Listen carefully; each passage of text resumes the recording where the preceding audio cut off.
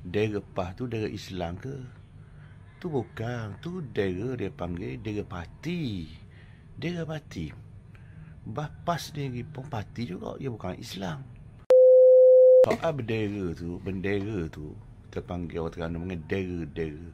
Saya cerita dah beberapa kali lah cerita. Tapi saya tidak jemu lah cerita. Ya, pasal di sana ada kawan-kawan kadang-kadang masih bercakap lah. Dan ada yang tanya saya, dera PAS tu dera Islam ke? Tu bukan. Tu dera dia panggil dera parti. Dera parti. PAS ni pun parti juga. Dia bukan Islam. Jadi keliru kadang-kadang kerana duduk ulah tu. Jadi kadang-kadang awak ambil cerita dera di zaman Nabi. Nabi dan perjuangan Nabi, para sahabat. Lepas tu cerita dera kerak tangan. Pegang dera tangan kanan putus, pegang tangan kiri, pegang kaki. Awak tu dera Islam. Tidak ada kait-mengait dengan parti. Islam lawan kafir masa tu, kafir lawan Islam. Jadi lain. Adapun kita ni sesama Islam, tajuk politik, bukan tajuk akidah, bukan tajuk agama dengan kafir. Kita nak cerita zaman Nabi, cerita. Tapi nak buat perbandingan yang sama tak boleh. Cerita zaman Nabi bukan boleh bagus.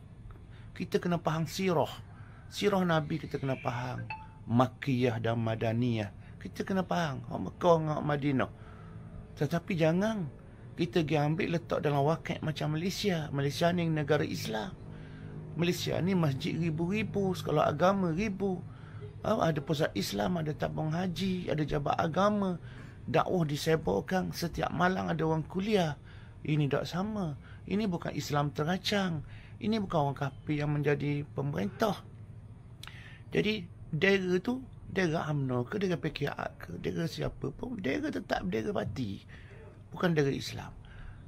Jadi kalau kita buat dera Islam, jadi hulu lah. Jadi melampau. Puak kita akan jadi melampau. Puak PAS akan jadi melampau. Semua hak dia tu dia panggil Islam belaka. Dia Islam, parti dia Islam, dera dia Islam, perjuangan dia Islam, lalu menafikan orang lain pula yang buat kerja Islam. 90% dah di Malaysia ni. Kalau dia tengok 90%. Kerajaan yang buat, bukan kita yang buat, bukan PAS yang buat. Jadi kita kena faham waqi' dipanggil. Bahasa Arab dipanggil al-waqi', fiqhul waqi' Qaradawi tulis. Masa Melayu reality. Jadi kita tak boleh jadi ta'assub.